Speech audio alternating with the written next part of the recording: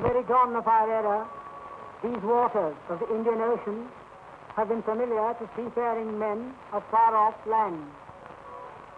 Ships came from the Far East, China, and from the West to these shores, and returned westward laden with pepper, precious stones, coral, pearl, silk, and thread, very silk, that is the fairest of southern sea capitals.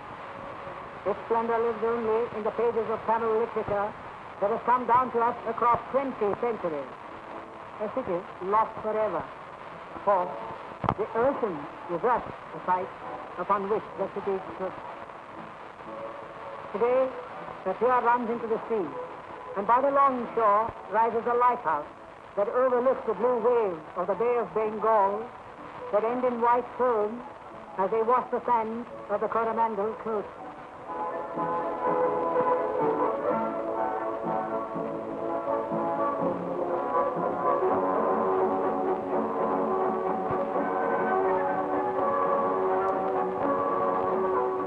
Fishermen who live on this coast are perhaps the only descendants of the earliest inhabitants of these shores.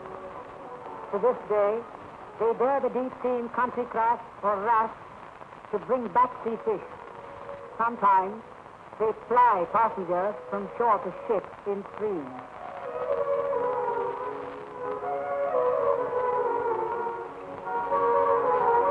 Far different to sail-driven ships of old are these modern liners that regularly call at this 300-year-old harbor, which fringes Indian soil, but is politically a part of the French territory, an arm of France overseas, capital of French settlement in India.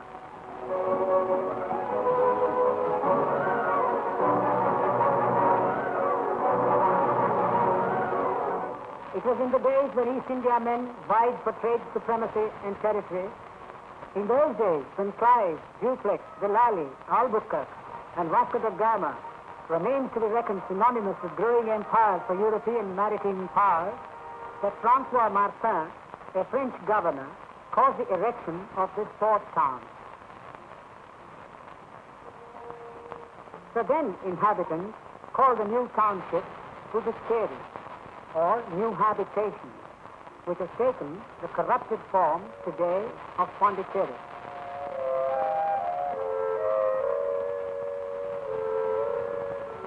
What Robert Clive is to the history of the British Empire, Dupleix means to the story of French colonial expansion.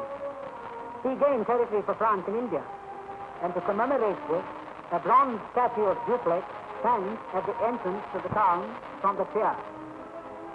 Around this bronze effigy of Dupleix are carved pillars of older origin, brought from Gingy during one of his campaigns.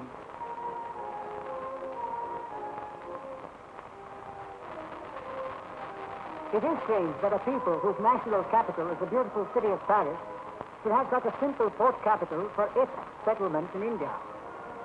But for administrative offices with their names engraved in French and an annual fair and parade, the Fête Nationale, on the 14th of July, one might wonder what is French about Pondicherry.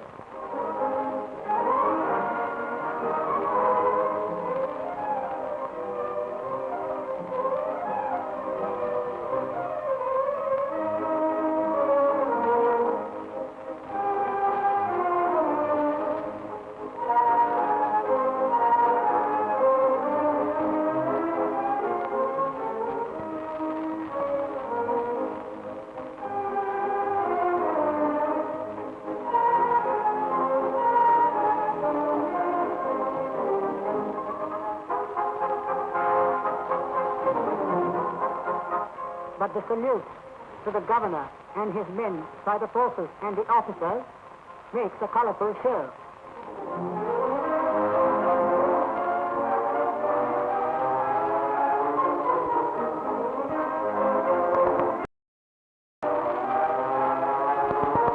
A show that this unknown soldier seems silently to watch until the people disperse and move away towards more joyous functions.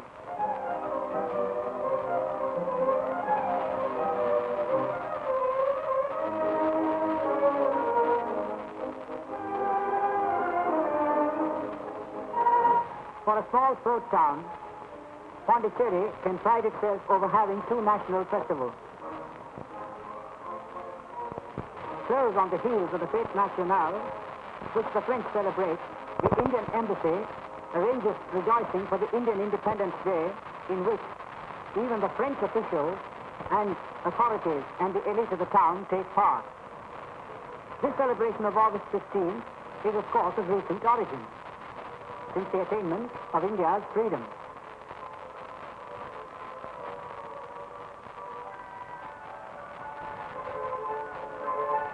But the 15th of August has an added significance to our story and Pondicherry. It was on the 15th of August in 1872 that India was born, progressing to fame in many spheres. As a stalwart politician and patriot, a soldier in the struggle for Indian freedom, an administrator, author of philosophical transactions and works, eminent writer and mystic, a seer, a poet, and seeker after the truth, the master and exponent of a philosophy leading to the life divine.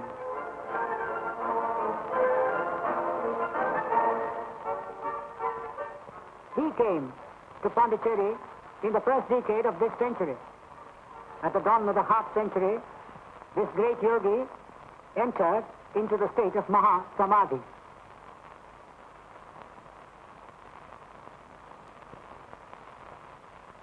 The Samadhi that is the heart of a small world today, a world that has grown in the last 4 decades, the ashram of Shri Aurobindo.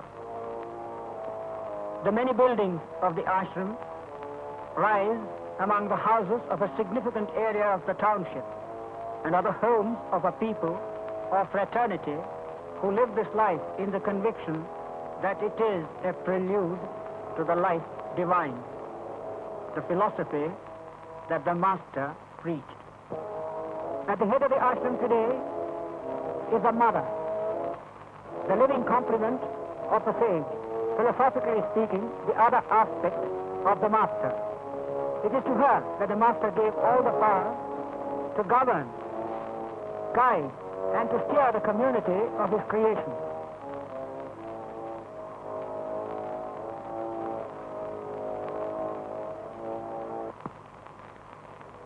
About 800 people make this ashram full, not to speak of 900 wage-earning workers at the ashram, all living their own lives, working in the fields of their own liking and choice, conforming to a few social laws, neither orthodox nor ritual, devoted to their ideology and to the mother. It is in spectacles like these that the profundity of their devotion is evident. And here at the Samadhi is reflected the reverence with which the ashramites and pilgrims from far and near pay homage to the master's shrine.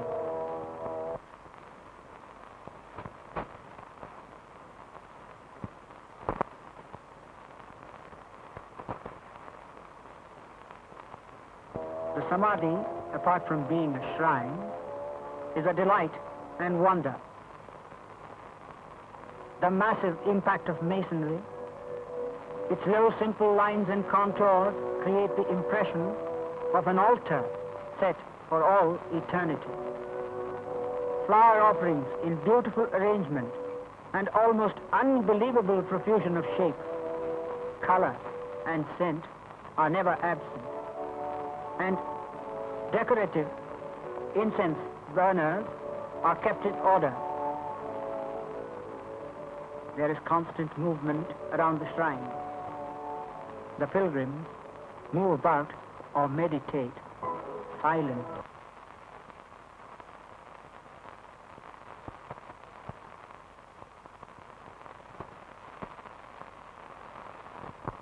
The dappled shadows on the rough, slabbed pavement the heaps and profusion of flowers, the many types of calm faces and dire deportments and nationality, some, above all such differences, all make a tableau vivant unique.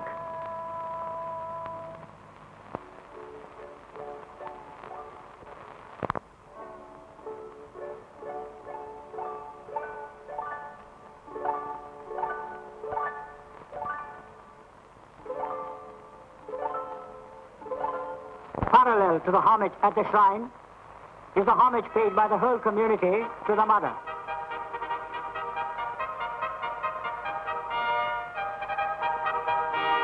And here is a community that is a small pulsating world of all age groups that are eager to get the mother's blessing or her advice or the flowers she can often give, or the sweets that she hands to them on some days.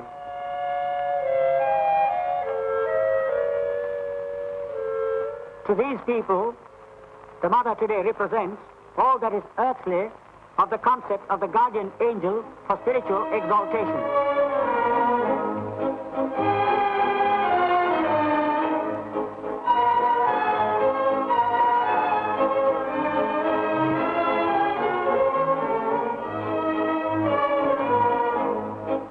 A cross-section of this community will reveal bright and happy children, students and scholars, professors,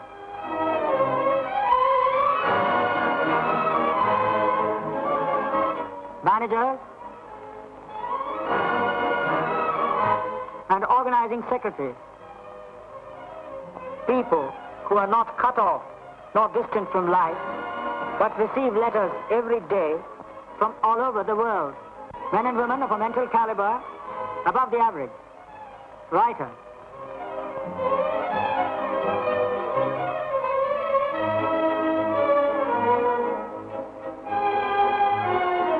thinkers, scientists,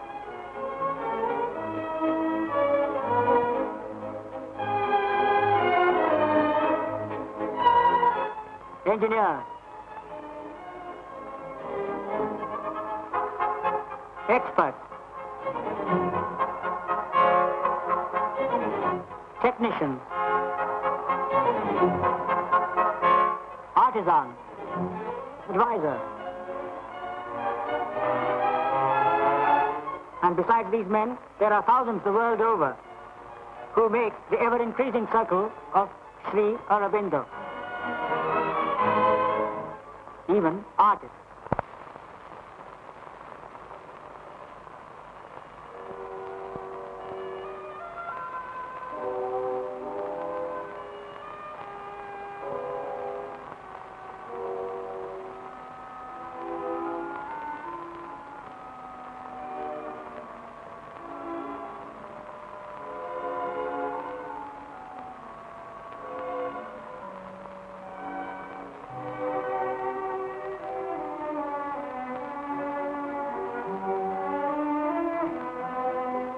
The efflorescence of a community, as well as its ideology, depend greatly on the very nature of the tending of the soil from which the two stem.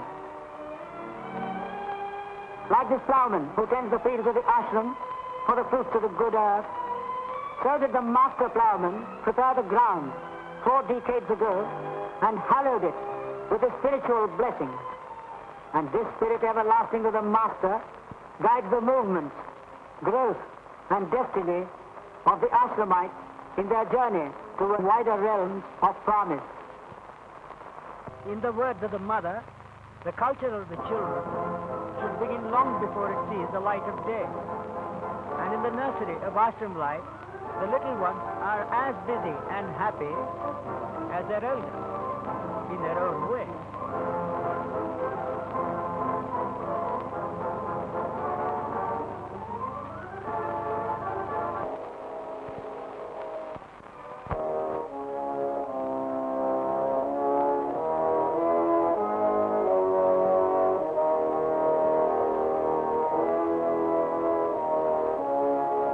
As with a tender seedling, so with with tender children, the time comes for transplantation.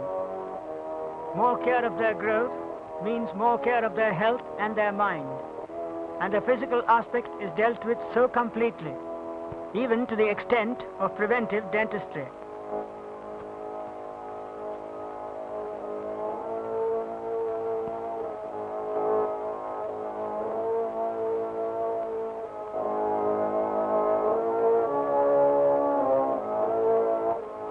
But when it comes to the problem of molding the little ones, the mother herself takes charge of this. It is all there, the dominating yet affectionate interest and the reciprocal eagerness of the children to learn and please their sweet mother. Recitation, or listening to story, or dictation, any one of these can be the program for an evening, and the rest of their day is in kindergarten. These children have done their lesson and wait for the mother to see their work.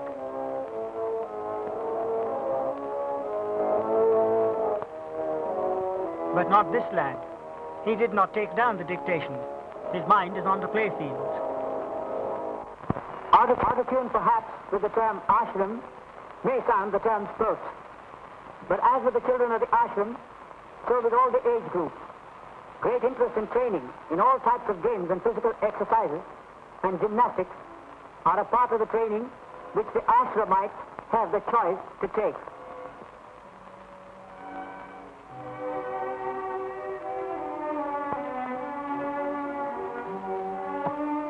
Based on the principle that physical perfection is an essential step to yogic training is the argument in favor of sport. Therefore, the health and growth of these children is as important to them as the training of their minds.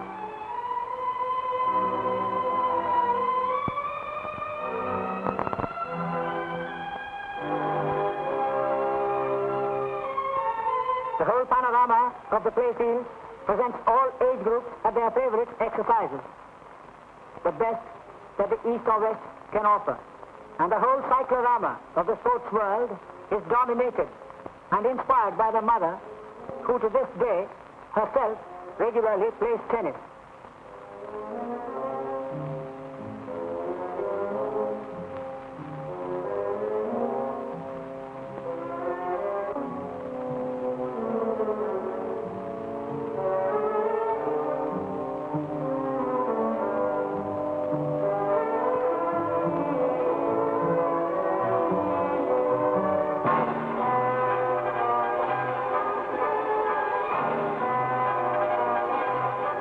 Tennis is only one of the many games.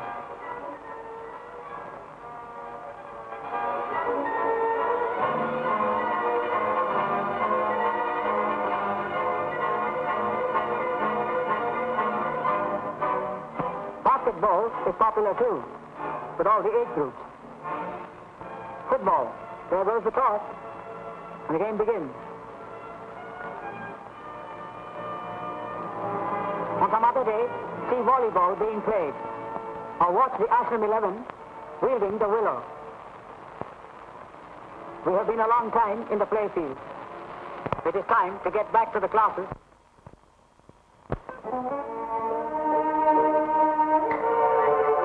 A decade ago, in 1943 to be exact, the Ashram school was established for the education of the children of Shri Aurobindo's disciples. At its opening, the school counted 32 pupils. The end of the first year saw 76. Today, there are more than 200, not counting a large number who attend the adult language classes held outside of school hours, the Sunday classes and evening classes on weekdays. The school is co-educational throughout. The children come from all parts of India, together with a few from abroad. The level of studies in the Indian languages corresponds to those required by the Indian universities for their school leaving certificate or the matriculation, as well as the intermediate course. French is one of the principal languages taught at the school, and the French studies, which include subjects of science and of language, of the French higher school. higher as distinct from high, to the level of the baccalaureate.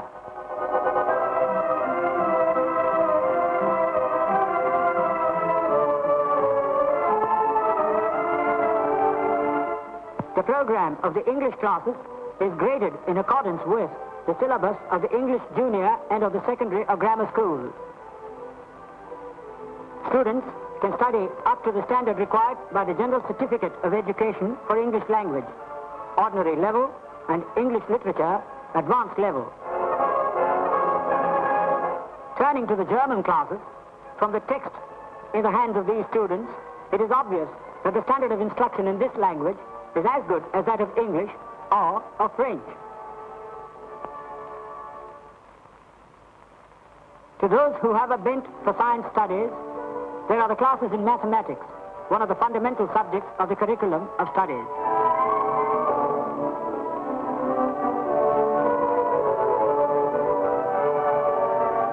In their science education, the students have the benefit of training under a highly qualified professor whose background enables him to train them in all those branches of science which are essential for students desirous of entering the portals of a university.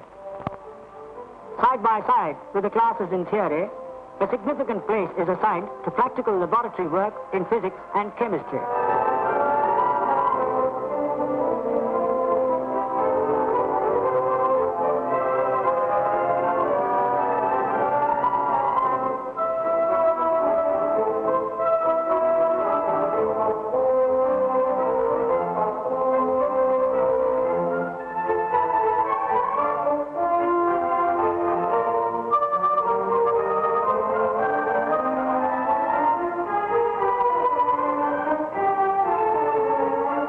The seriousness of purpose and a close and trustful student-teacher relationship make it possible for the pupils to undertake more detailed and effective experimental work than is generally done.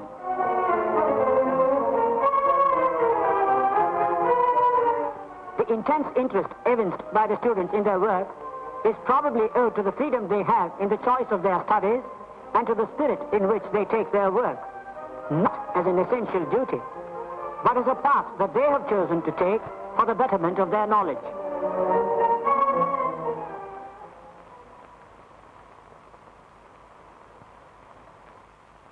A path that is promising, for today this school, with its teachers and students of science, art and music, is now a part of the now established university center of the ashram. A center that aims at integral education which these students and teachers will pursue in the tomorrow, and consonance with the ideals of Shri Aurobindo and the Mother. As with the scientific and literary training of the students in the classroom, so too in the physical training section.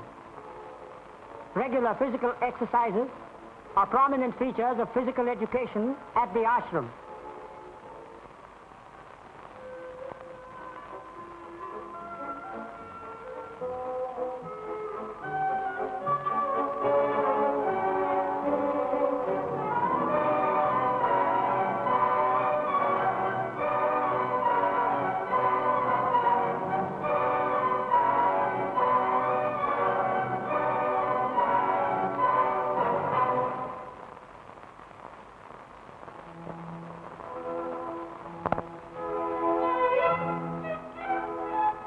Like the crops in the fields that presage a good harvest in return for the year's toil, so also the trainees enriched with the experience of their year's work.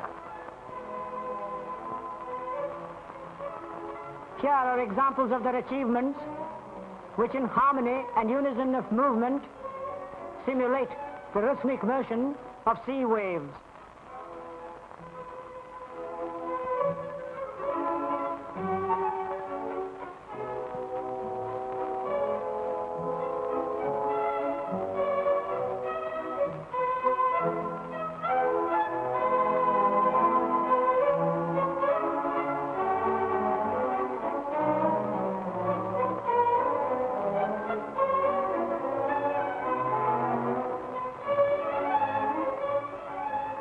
Watch this one, it depicts the emblem of Shri Aurobindo. And look at this movement, which is a dynamic depiction of the emblem of the mother.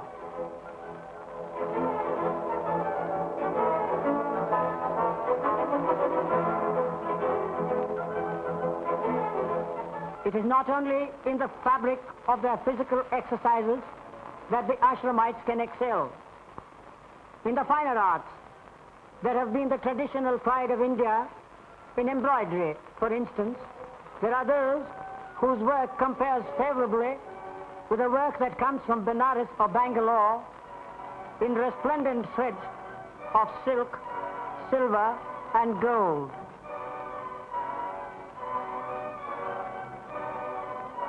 Here you can see deft fingers at work and the designs that are born of such skillful and patient work.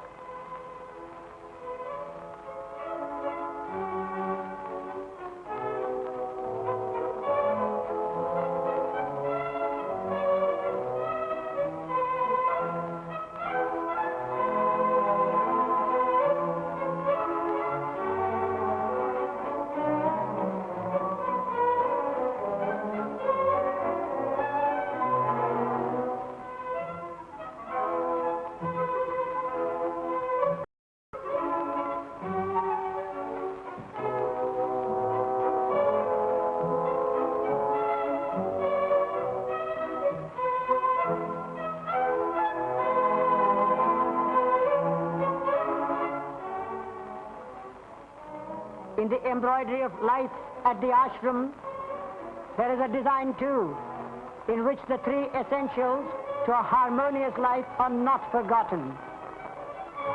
Those three that are common to everyone: food, clothing, and shelter. The little folks of the ashram must have their milk, and others can have it too if they want to. Good milk means the maintenance of a cattle farm. The cattle well to the ashram is an assurance of milk for health, and it eliminates the danger of adulterated or impure milk reaching the ashramites.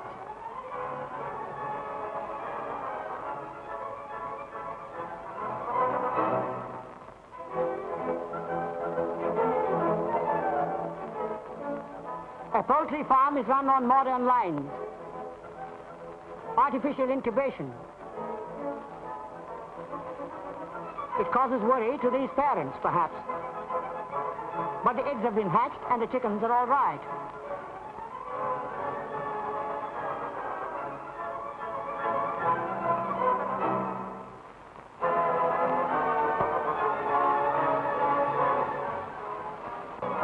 To the granaries comes the rice from the field, and wheat for turning into flour. The whole machinery of men and mechanical methods turn the pulses and grain into flour and food material ready for the kitchen.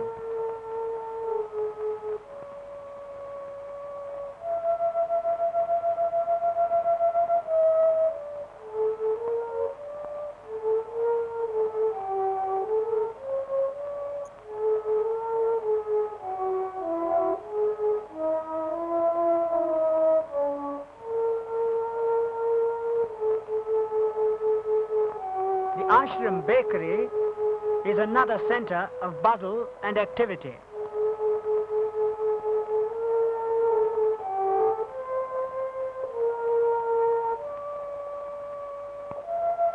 And modern machinery plays its role here too.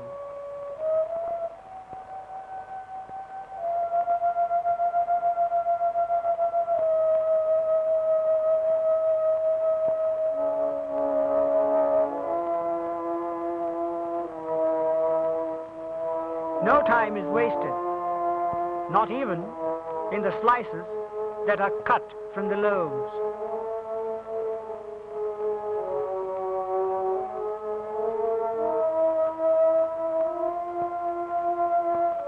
Strict vegetarianism is observed at the ashram, and kitchens are maintained under such hygienic propriety that is more than praiseworthy.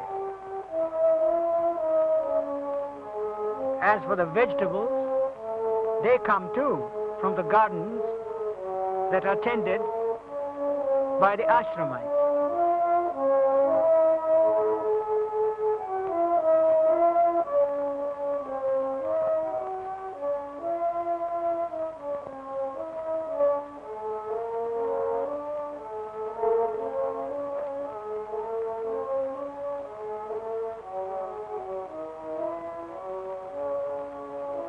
The food is served in cafeteria style. You take what you want, rice or bread.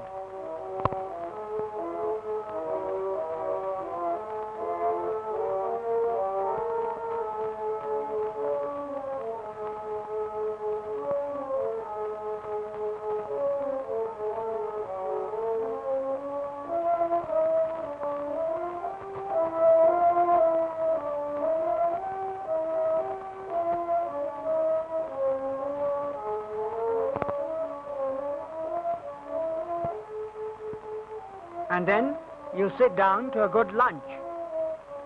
Not very spicy, nor oily food, and touched off with fruits and a cup of milk or curd.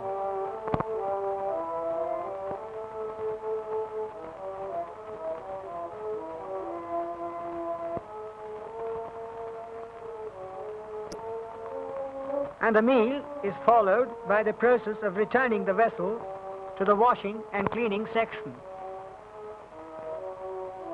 Here, the Ashramites themselves attend to the work of the cleaning of the vessels.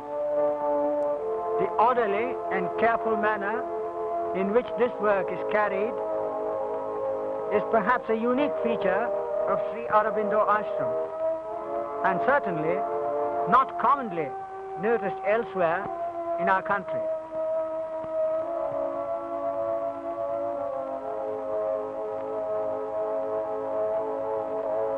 For those who do not come to the dining hall, an efficient system of carriers full of food makes it possible for the food to reach their homes.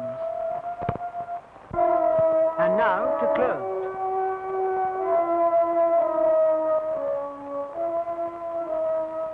Even the strong can get enough work for their muscles at the ashram laundry. And when the clothes are rinsed, washed, and dried, their ironing is done by other inmates. This laundry service is another of the organization's activity towards a self-reliant life. But where are the clothes from?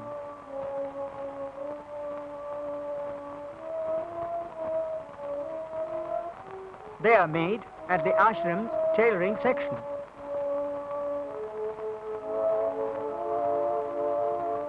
At every step, the words seem to be so true, that here is a small world of workers who can take up any craft and bring it to a useful stage for the betterment of their fellow beings. And when you think of the cloth that comes to the tailoring house, the answer is there again. The weaving centers of the ashram turn out cotton cloth, not only embroidery, but cloth for daily needs and apparel is made at the ashram.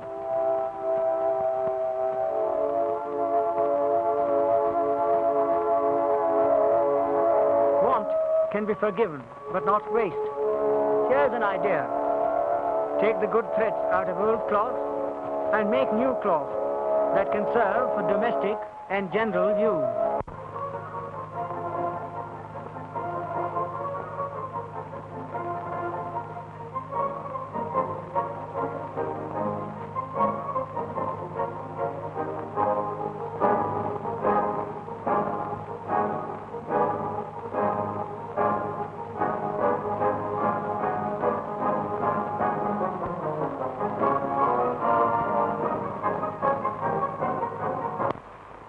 From cotton yarn, are knit the socks, for which there is constant and great demand at the ashram, particularly from the sports groups. Now, these socks and other cotton textures and weaves are all made at the Ashram Cottage Industries Center, where several crafts make many hands earn their wages.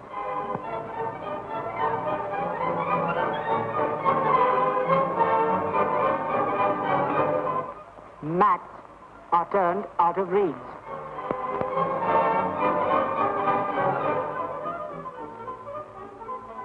Hats from the same house can be had for those who work all day long in the ashram fields under the tropical sun. Or they are wanted by those who take a walk along the beach. Mats and hats are not the only reed products. Wicker baskets also are woven at this center.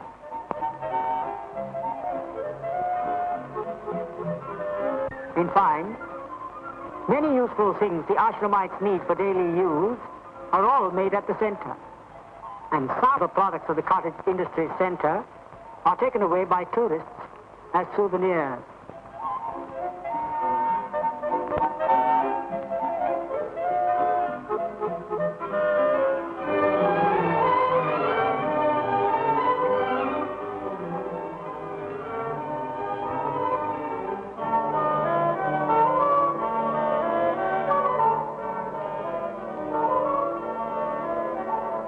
Rope twist comes from jute or hemp.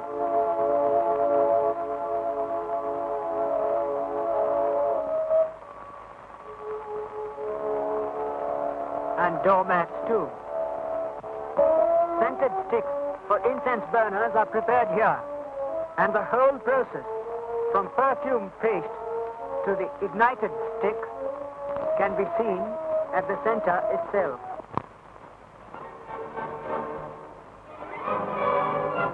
It is noteworthy that all the work done here is not with a profit-seeking motive. It is to produce things while one learns or teaches. And the products of the cottage industries section are doubly valuable when it is revealed that the children of the wage-earning workmen of the ashram are taught the crafts here and given lessons and training. The ideology, again, is not absent.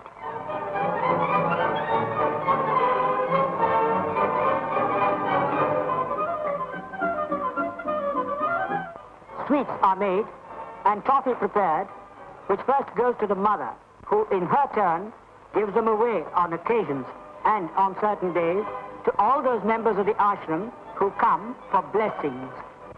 Now, glucose is used to make these sweets and toffees, and they taste good. And they taste good, says the man to this child. But it seems to say, "Ah, no, I will not take one unless it comes from the mother."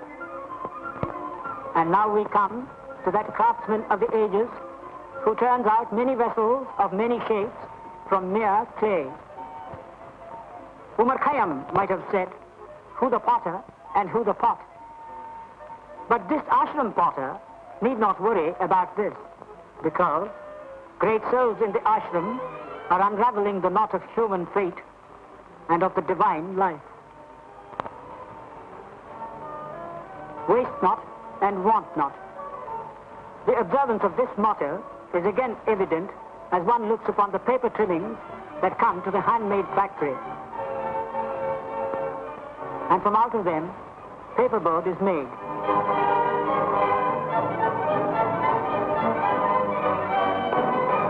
From lime comes the material for keeping the houses clean and for color washing them in white, blue-gray, or red, according to whether the house is ashram owned or, as the case may be, rented by the ashram authority. To skeptics who want to find some one thing hollow in the ashram, they can be happy looking at the hollow bricks made at the ashram owned factory. Many constructions nowadays are of hollow bricks.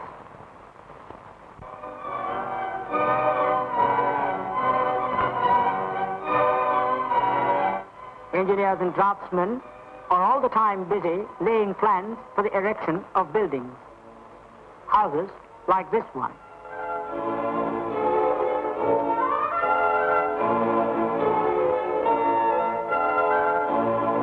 Of a different kind and magnificent is the ashram guest house, Golkund, a unique concrete construction with collapsible shutters of concrete for best possible ventilation, which is one of the remarkable constructions in India. It has attracted much attention from concrete engineers all over the country. And this great wall is another achievement on the way. Stem the tides of the sea from flooding the ashram playground.